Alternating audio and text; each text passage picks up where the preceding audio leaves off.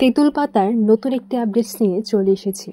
তো গল্পতে দেখা যায় বিয়ে সেরে যাওয়ার পর দেখা যায় যে বিদায়ের পর্ব চলে আসে। এরপর এদিকে রিঙ্কি বলে, তোমরা সবাই যদি কান্নাকাটি করো তাহলে কিন্তু আমিও কান্নাকাটি করব, আর কাঁদলে কিন্তু আমার নাকটা বদ্ধ হয়ে যায়।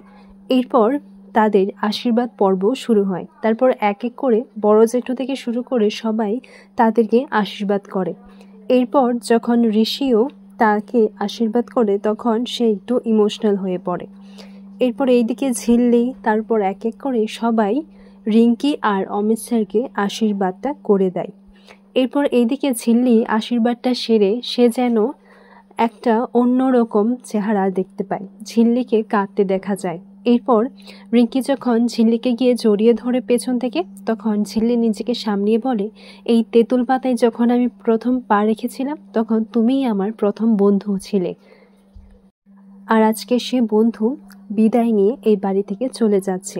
এরপর এদিকে অমিত স্যার বলে যে আপনারা মন খারাপ করবেন না প্লিজ, আর রিঙ্কি তুমিও মন খারাপ করো না, কাছেই তো আছি, আপনারা কিন্তু যখন ইচ্ছে তখনই যেতে পারবেন।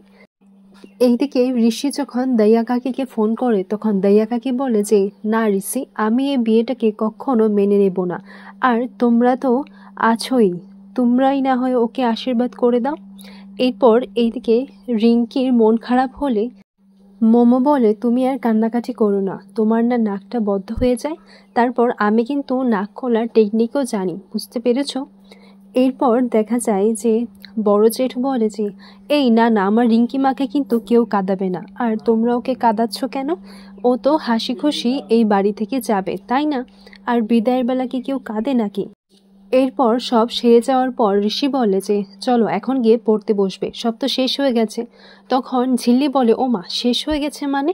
এখন তো মেইন ইম্পর্টেন্ট কাজটাই তো রয়েছে, আমাদেরকে কত তত্ত্ব সাজাতে হবে, আর কালকে তো বউ ভাত রয়েছে, সেটাতে মজা করব না?